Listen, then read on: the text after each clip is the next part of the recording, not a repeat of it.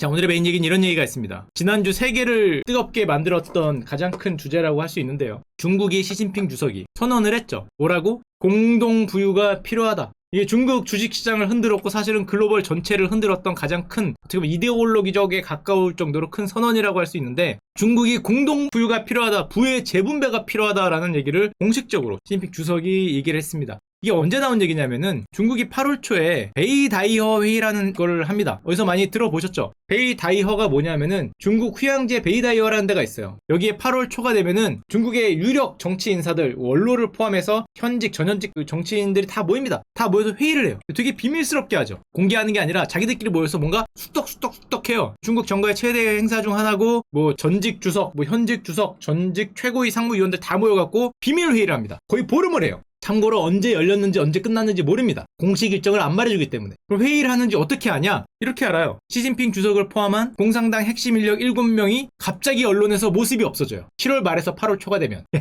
갑자기 싹 없어져요. 이분들의 보통 일거수일투족을 다 얘기하잖아요. 저런 데도 중국 CCTV나 그런데 신화통신 이런 데서는 우리 주석님이 뭘 했고, 우리 뭐 상무위원 누가 뭘 했고 근데 갑자기 말이 없어져요. 아, 그러면 알아야 됩니다. 아, 가셨구나. 비밀 회의하러 가셨구나. 뭔가를 결정하러 이제 다 같이 가셨구나라는 걸 알면 되는데, 중국의 베이다이어라는 데가 여기죠. 중국 공산당원들의 가장 윗분들이 별장이 있다고 얘기하는 중국 건국의 아버지 마오쩌둥의 여름 휴양지가 있다는 곳이 바로 여기인데, 자, 그럼 이번 베이다이어 회의에서 원래 최대 안건, 최대 이슈 어떤 얘기가 나올 거냐라고 사람들이 기대를 했냐면은 이거죠. 과연 시진핑 주석이 3연임을 할 건지, 아니면 후계자에 대한 언급이 나올 것인가. 3년이면 모르겠다. 3번 하고 4번째는 안 할 것 같으니까 후계자가 누구, 뭐 이런 얘기가 나옵니다. 보통 뭐 다음엔 누구라든지 다음엔 뭐 이런 얘기가 나오는데, 그래서 이거에 최대 관심이었는데, 물론 이렇게 생각하는 분, 야, 시진핑 주석이 최고 권력자인데 그 누가 가서 뭐라고 얘기를 하냐. 근데 중국은 생각보다 파벌 정치가 굉장히 강하다 그럽니다. 황제 비슷한 주석이 있지만 그 마음대로 못하고 이런 파벌들이 있기 때문에 그 파벌들의 이해관계를 다 들어갖고 조정을 하는 거죠. 그래서 밀실에 가서 지금 베이다이어에 가서 조정을 하는 거죠. 그 전에 이미 헌법 개정을 해놨고. 그래서 이제 후계자가 나올지 실제로 3년임 4년임을 할지를 얘기를 했겠죠. 우리는 모르지만 얘기를 하고 결론이 나왔을 텐데, 그리고 나와서 베이다이어 회가 끝나고 드디어 주석이나 이제 상무위원들이 보였을 때 과연 후계자에 대한 언급을 할까?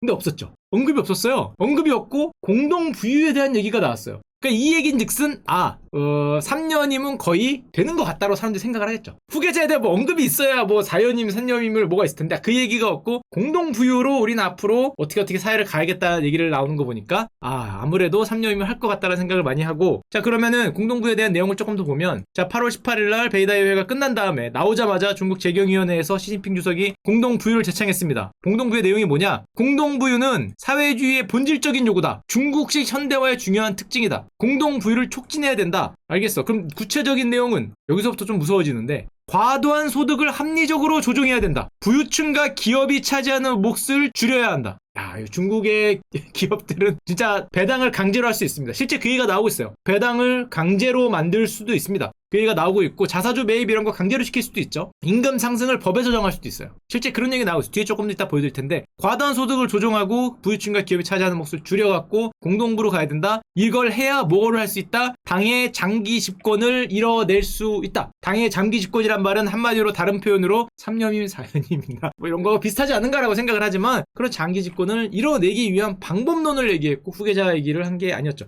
그러면서 실제로 올해 초부터 중국에서 가장 잘 사는 동네죠. 저장성을 공동부유 시범지구로 건설을 했어요. 여긴 이미 소득 재분배, 초고수입자 조절, 기업 인센티브 장려라고 쓰고 강제겠죠. 사회 환원 장려한다든지 배당제를 강화한다든지 임금 상승을 어느 정도 정부가 뭐 가이드라인 주겠죠. 뭐 3%, 5% 이런 식으로 최저임금제를 강화한다든지 하는 식으로 공동부유 시범지구를 건설했고, 저장성에 시범지구를 한 이유는 간단하죠. 시진핑 주석이 저장성 여기 출신이죠. 저장성이 여기 있는 데입니다. 중국에서 가장 잘 사는 동네이기 때문에 저기서 이제 먼저 시도를 할 수 있고, 자, 그럼 공동부유 내용을 좀 보면 기업들이 기절을 했죠. 이것 때문에. 왜냐? 개인은 과도한 수입, 사치, 최저임금, 과도한 수입 금지, 뭐 금지던가 어떤 제재를 하겠죠. 사치 제재하고 최저임금 뭐 올리도록 노력을 할 거고, 임금 상승제 같은 걸 만들 거고, 기업한테는 독점이 규제가 될 거고, 가격 규제가 들어가죠. 프라이스 규제가 들어가고, 기업들이 문어발 뻗는 거 영역 규제가 들어가고, 요즘에는 데이터 규제도 하겠죠. 한마디로 대형 IT 플랫폼은 날라갔고요. 주가들이 날라갔고, 의약품도 안 좋았어요. 바이오가 엄청 빠졌는데, 프라이스를 조절한다는 말은 네가 인민한테 약을 주는데 네가 약을 어떻게 약값을 이렇게 비싸게 만들 수 있어? 그럼 약값 조절이 들어가죠. 약값을 비싸게 못 못하기 때문에 주가가 내려갔고, 사교육 규제 당연하겠지만 옛날에 보여드렸듯이 뭐 90%씩 빠졌고요. 대형 독점 플랫폼 하니까 내려간 데다가 요즘에 뜨는 거는 옛날에 말씀드렸던 부동산 규제, 부동산 가격 많이 올라서 문제가 되니까 중국 대표 부동산 재벌인 헝다가 외탄, 예약 면담을 했습니다. 이게 8월 20일인데 아마 어떤 관영 매체에서 이런 얘기를 살살 하는 걸 보니까 중국발 부동산세가 나올 수도 있겠죠. 지금 뭐 적절한 시기에 재산세라든지 뭔지 몰라도 중국만의 그 부동산의 가격에 매기는 세금이 나타날 가능성이 굉장히 높고, 아니면 실제로 뭐 소유권을 제한한다든지, 그러다 보니까 중국 자본들이 해외 부동산으로 많이 빠지죠. 우리나라에서도 많이 사고 미국에서도 많이 사고 호주에서도 많이 사고 부동산 많이 빠지는데, 저 뉴스가 나오자마자 여러분도 보셨겠지만 사치품 기업들, 명품 기업들이 박살이 났습니다.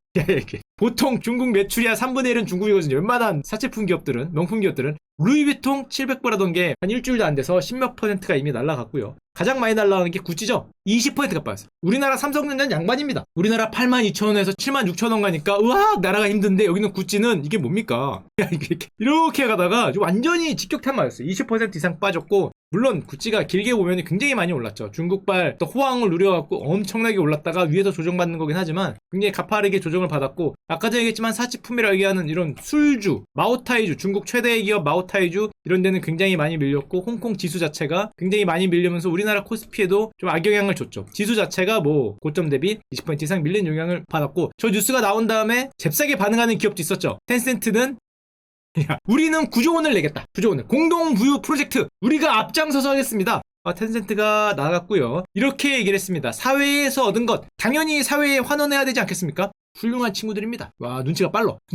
사회에서 얻은 거 우리는 사회에 환원하겠다. 물론 주가는 날아가고 있지만 실제로 9조 원짜리 지금 프로젝트를 내세겠다라는 발표를 했고요. 결론적으로 중국의 베이다이어 회의 결과 시진핑 주석의 장기 집권 카드가 용 나온 것 같고, 공동 부유라는 키워드로 어떤 자기 뭐 3년이나 4년 동안 이데올로기를 좀 제시했지 않았나? 그 중국 개파간 권력 조절의 결과라고 볼 수 있는데, 재밌는 게 중국이 개파간 권력 조절을 한다는 게 잘 모르시는 분들이 있어서 잠깐만 설명을 드리면, 예전에 중국의 건국의 아버지 마오쩌둥, 모택동, 우리나라 말로 모택동, 이 국공내전 승리를 거두고 이제 중국을 만들었죠. 이분이 조금만 역사 얘기를 드리면, 워낙에 많은 사람들이 있으니까 거기 있는 모든 인원을 얘기할 수는 없고 가장 주요한 사람들만 얘기를 드리면, 이분의 부하라고 해야 되나? 같이 동지 중에서 류샤오치하고 덩샤오핑이라는 분이 있었습니다. 당연히 1인자고 이제 아래에 있는 뭐 가신이거나 같이 일하는 친구들이겠죠. 있었는데 이 마오쩌둥 아저씨가 실수를 하죠. 커다란 실수. 그게 여러분들이 아시는 대약진 운동이라는 걸 실패합니다. 영국과 미국을 따라잡겠다. 증산 정책을 펼치는데 문제는 이거를 사람 손에 의존을 하죠. 그래서 저 참새는 뭐 해로운 참새다. 뭐 그래갖고 참새 잡고 모기 잡고 파리 잡고 이래갖고 그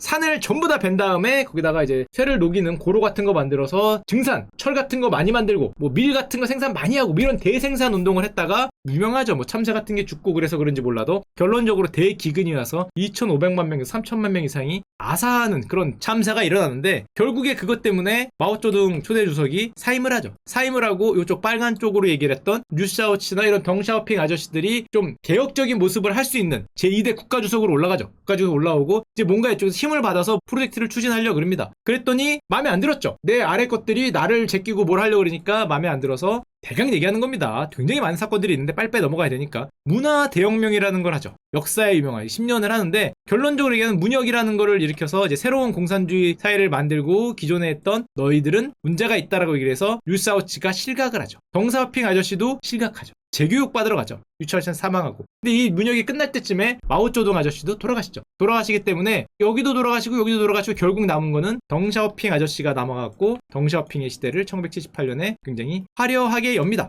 중간에 뭐 얘기는 많지만 건너가도록 하겠습니다. 덩샤오핑 아저씨 시대에 주석은 안 합니다. 주석은 친구 시켜주고요. 그 다음에 총리하고 총서기를 개혁파를 두죠. 유명한 분이에요. 자오찌앙과 후야오방이라는 사람을 총서기를 두고, 자오찌앙 아저씨를 총리를 두고 자기는 뒤에서 사실상 실권을 진 어떤 수렴청정 비슷한 걸 하는데, 문제는 여기 있는 후야오방이라는 아저씨가 1989년 4월 15일 날 돌아가십니다. 근데 이 아저씨가 개혁과 청렴의 상징이고 학생들의 민주화 시위에 굉장히 온건하게 대응한 걸로 국민적 인기가 있었죠. 저 아저씨가 돌아가신 거를 추모하는 민주화 운동이 펼쳐지죠. 그게 여러분들이 다 아시는 천안문 사태죠. 천안문에 모여서 저 후야오방 아저씨 추모를 하는데, 문제는 이게 굉장히 격렬해지고 민주화 운동이 펼쳐지니까 아까 전에 얘기했던 요 가운데 있던 총리, 실제로 총소기까지 그때 같이 했는데 총리가 와서 얘기를 합니다. 되게 유명한 얘기예요. 여러분 제가 너무 늦게 왔습니다. 미안합니다. 시위를 풀고 돌아가십시오. 살아야 중국 현대화를 실천할 수 있습니다. 해산을 요구하는데 해산을 안 했죠. 해산을 안 해서 우리가 알고 있는 결국 천안문 사태가 일어났는데 결국 이 자오찌앙 아저씨는 이때 모든 직책에서 해임이 되죠. 책임을 지는 거죠. 와서 이런 얘기를 했으니까. 책임을 지고 해임이 되기 때문에 결론적으로 얘기하면은 덩샤오핑 아저씨 시대에 있었던 또 자오찌앙 아저씨하고 후야오마 아저씨가 다 실각하시면서 새로운 분이 등장을 하는데 이때 등장했던 인물이 어쨌건 후계자를 만들어야 되니까 원래 후계자라 이런 분들로 가려고 했지만 못 가고 그때 등장했던 분이 상하이 서기를 하던 장쩌민이라는 분이 등장을 하죠. 우리가 아는 장쩌민 아저씨가 등장을 하는데 상하이 서기를 하는 분위기 됐는데 어쨌건 그때 당시에는 정치 신인이었고 그렇게 막 부각된 분은 아니었는데 데려옵니다. 데려와서 이제 장통서기를 시키죠. 이때 유명했던 게 덩샤오핑은 뒤에 있었잖아요. 저 아저씨가 뒤에 있으면서 마쿠 정치를 하는데 혼자 한 게 아니라 원로 정치라고 같이 하던 유명한 8대 원로가 있습니다. 영어로는 불멸의 8인, 에잇 이모탈. 그래서 불멸의 8인이 있는데 여기 이제 그 중국 공산당을 만드는 어떻게 보면은 초기 창립 멤버 비슷한 그 뭐라고 해야 되죠? 그런 영웅 비슷한 분들이죠. 등소평 자기도 물론 있고 천인 아까 얘기했던 리셴넨 주석했던 뭐 펑전 양상쿤 이런 분들이 쭉 있는데 이분들이 뒤에서 마쿠 정치를 하고 앞에 내세운 게 아까 봤듯이 뭐 자오짱이 됐던 후야오방이 됐건 아니면 장쩌민이 됐건 이런 분들 내세운 거 뒤에서 이때부터 파벌로 마쿠 정치를 했는데 이렇게 보면은 야 뭐야 이거 다 모르는 사람들이잖아 라고 생각할 수 있는데 아닙니다. 저 중에서 굉장히 유명한 분이 있거든요. 불멸의 8대 원로 가끔 돌아가시기 때문에 다른 멤버들이 들어오거든요. 이런 분들이 돌아가시면 새로운 분들이 충원이 되는데 보면은 중간에 시중신이라는 분이 들어와요. 요 분이 유명하진 않은데 아들이 유명하죠. 시진핑으로. 이 아들이 이게 불멸의 8대 원로의 아들이니까 시진핑 아저씨도 정말 어마무시한 금수저죠. 어마무시한 금수저라고 할 수 있는데 저 아들이 등장을 합니다. 자 그런데 뒤에 이런 파벌을 하는 뭐 8대 원로라든지 원로방이라 그러죠. 원로분들이 있단 말이에요. 장쩌민 아저씨는 상하이 서기에서 원로방이 되긴 됐는데 서기로 나는 뭐가 없잖아. 내 뒤에 뭐 뒤에 아빠가 그랬던 것도 아니고 그러다 보니까 측근 정치란 거래요. 이게 그 유명한 상하이 방이죠. 상하이 서기였거든요. 자기를 도와주는 자기 세력들을 막 심습니다. 막 심으니까 이게 상하이방이라고 얘기를 하고 덩샤오핑 아저씨가 한 명을 심은 게 아니죠. 한 명을 데려온 게 아니라 두 명을 데려와요. 그분이 여러분들이 아시는 후진타오 아저씨죠. 후진타오 씨는 장쩌민 다음 주석으로 사실은 내정이 돼 있었는데 이분은 또 공산주의 청년단 공천단 출신이니까 자기도 자기 힘이 필요하다고 공천단 세력을 만드는데 결론적으로 얘기하면은 덩샤오핑 아저씨가 상하이방 너가 먼저 하고 장쩌민 그 다음에 후진타오 아저씨 그 다음 하고 정해놨단 말이에요. 상하이방 공천단 그래서 그 다음은 원래 상공상 상공상이냐 이제 상하이방이 내 건가 뭐 이러고 있었던 때죠. 원래대로 따지자면 한 10년 전으로 가면 야 그러면은 그 다음은 내 건가 이러고 있었는데 문제는 내 건가를 하는 분들이 굉장히 많았죠. 가장 유명한 분만 말씀드리면 내 건가를 했던 분 중에 상하이방에서는 그때 당시인데 철량이라는 분이 있었어요. 공천당에서는 리커창 아저씨가 있었고 많이 있었는데 그 중에 가장 1인자가 물론 파워게임을 하다가 졌죠. 졌기 때문에 저 철량이 아저씨가 2006년에 어떻게 됐냐면은 18년형을 받죠. 그쵸? 뭐 중국 역사상 최대의 비리 사건 이래갖고 18년을 받아갖고 2008년이죠. 밀렸기 때문에 저 아저씨가 어떻게 되셨냐면은 바로 작년에 나오셨어요. 추록을 했습니다. 6년 감형됐다 그래요. 12년 있다가 지금 나왔는데 결론적으로 보면은 아까 전에 상하이 그 다음에 공천단 그 다음에 상하이방 했는데 그분이 감옥 들어가셨죠. 12년. 그러니까 내 건가? 또 이런 생각을 하죠. 내 건가 이런 생각을 하는데 상하이방에서 뺏길 수 없으니까 그때 당시에 자기 편인가라고 생각되는 분을 밀입니다. 상하이 당서기 경력이 있는 분으로 그분이 시진핑 아시죠. 그때는 이런 생각을 했다 그래요. 우리 편인가?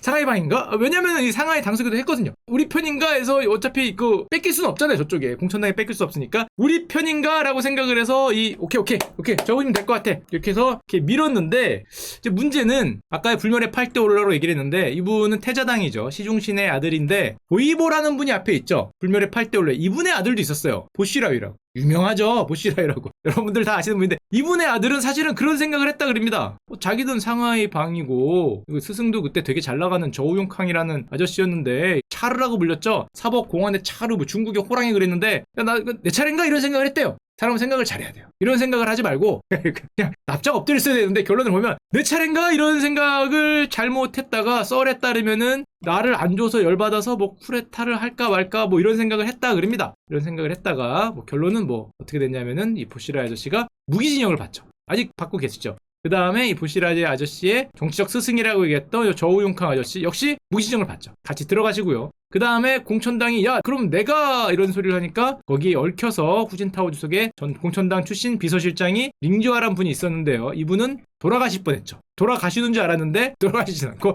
역시 무기징역을 받습니다. 그래서 다 무기징역 받고 어떻게 됐냐면은 결국엔 상하이방, 공천당, 그 다음에 대자당. 원래 내 편인가라고 생각을 많이 했다 그러는데 지금 봐서는 그렇게 편인 것 같지 않은데 근데 보면은 둘이 이제 오케이 해서 시진핑 아저씨가 주석이 됐는데 생각보다 엄청 셌죠. 우리가 알고 있는 정말 사람 착하고 선하고 뭔가 순하게 생겼지만 지금 역대 중국 주석 중에 가장 세죠. 이 말하시는 거나 이 파워나 보면은 엄청 세기 때문에 이제 자기도 아까 전에 다른 사람들처럼 저기 위에서는 누구는 상하이방 만들고 누구는 공천당 만드니까 나는 시파를 만들어야지 시진핑 파라 그래서 시파를 만든다 그러는데 근데 문제는 아까 봤지만 누군가가 다음 주석이 될 때는 그쪽 세력이 날아가잖아요. 그럼 새로운 파벌이 주석이 되면 야, 이 시파도 뭐 위험할 수 있다 이런 생각을 할 테니까 머릿속에서는 이런 생각을 하시겠죠. 연임을 하고 우리 덩샤오핑 아저씨가 요렇게 만들었듯이 나도 요렇게 만들어야지 아마 이런 생각을 하실 텐데 덩샤오핑 시대에는 무슨 말이 있었냐면 제일 중국을 말하는 한 단어로 하자 그러면 선불론이었죠. 신문에 많이 나오죠. 먼저 부자가 되자. 중국이 먼저 샤오캉 사회, 부강한 사회가 돼야 뭐 인민들이 잘 먹고 잘 살 수 있다. 그래서 장쩌맨 아저씨도 그렇고 후진타오 아저씨도 그렇고 약간 개혁 개방이었죠. 개방형이고 중국의 GDP를 올리고 중국이 초고속 성장을 한 어떻게 보면 자본주의적 관점이 상당히 강했는데 지금까지도 그래왔고 이제는 선불론 부자가 되고 나니까 여기를 긋고 지금 뭐 덩샤오핑과 굉장히 비슷한 반열에 오를 거로 기대를 하고 있으니까 시진핑 아저씨는 선불론과 비슷한 먼저 부자가 된다. 부자가 됐으니까 공동부유. 앞으로는 부를 공동으로 나누는 어떻게 보면 자본주의하고 좀 거리가 멀죠. 자본주의하고 거리가 멀고 진짜 사회주의나 약간 공산주의 개념이 들어간 공동부유를 내세우면서 앞에는 선불론의 시대가 끝났다. 막을 내렸다. 상하이방, 공천당 이렇게 나가는 선불의 시대가 막을 내리고 이 뒤에는 공동부유라는 새로운 키워드로 마치 위에 덩샤오핑처럼 시진핑 주석이 이끄는 새로운 시대를 열려고 노력하고 있는 게 지금의 중국의 모습이라고 볼 수 있고 자 물론 이걸 보니까 무섭죠. 공동부유라는 것 자본주의적하고는 거리가 머니까 손정희 아저씨가 중국 투자 중단을 선언했죠. 무섭다. 모르겠다. 6개월이 될지 12개월일지 모르겠지만 일단은 투자를 못하겠다. 이런 말을 많이 했고 또 아까 보였듯이 딱 보면은 덩샤오핑 주석의 중국과 그 다음에 시진핑 시대의 중국을 이렇게 나눠서 이데올로기를 만들려면 뭔가 치적이 있어야 되잖아요. 뭔가 성과. 공동부유로 앞으로 성과를 내겠다는 건 알겠는데 그거 말고도 성과 여기서 얘기하는 중국몽을 얘기하니까 중국인의 꿈 위대한 중화민족의 부흥 뭐 이런 어떤 성과가 있어야 더 강하게 갈 수 있으니까 요즘에 가장 무서워하는 나라가 대만이죠. 잠깐만. 설마 저 성과가 나는 아니겠지 이런 생각을 많이 한다 그럽니다. 설마 저기서 얘기하는 다음으로 가기 위한 성과가 나는 아니겠지. 왜냐면 요즘에 중국 언론들이 이런 얘기를 많이 하거든요. 아프간의 오늘은 아프가니스탄 봐라. 미국 도망갔잖아. 미국 도망가고 지금 뭐 탈레반이 와서 점령을 하니까 아프간의 오늘은 대만의 내일이다. 너희도 미국에 버려진 아프간같이 될 거다. 왜냐 중국이 우리가 너희를 공격한다면 몇 시간 만에 너희는 점령이야. 미국이 이를 뒤집으려면 국가의 명운은 걸어야지만 그렇지 않을 거다. 그러니까 대만이 떨고 있죠. 중국 국무원 대변인이 독립을 도모하는 뭐 도발을 하면은 뭐 멸망은 가속화된다 그런다고 얘기를 하고 심지어 중국 항구시보에서 얼마 전에 대망 해방전쟁이라는 표현까지 나오면서 굉장히 떨고 있죠. 설마 저기서 말하는 성과라는 게 난가? 중국몽이라는 게 난가? 뭐 이런 생각을 하니까 대만 해방문제라는 단어까지 굉장히 강렬하게 나왔고 바이든 대통령이 아프가니스탄하고는 다르다. 우리는 한국, 일본, 대만, 나토 등의 동맹국 침입하면은 즉시 대응하겠다 이러면서 이제 불을 끄는 그런 모습인데 이 와중에 우리의 노스코리아는 이런 내용을 하죠. 적절하다. 야, 뭐 적절해 뭐가 적절해. 대만 해방전쟁 적절하다. 그쵸? 자기가 보기엔 적절한 거죠. 남한 해방전쟁 뭐 이런 건 없나? 뭐 이런 생각을 할 거 아니에요. 뭐 적절하다. 뭐 이런 얘기를 하셨다는데 북한에서는 뭐 그럴 수도 있다. 뭐 이런 생각을 잠깐 하고요. 중국은 지금 이제 그런 상황인 거죠. 어떻게 보면 이데올로기가 딱 시대가 건너고 선불론의 시대에서 드디어 공동부유의 시대로 넘어가면서 위대한 중화민족의 부흥을 통한 뭔가 성과를 보여주고자 하는 그런 시대로 넘어가고 있고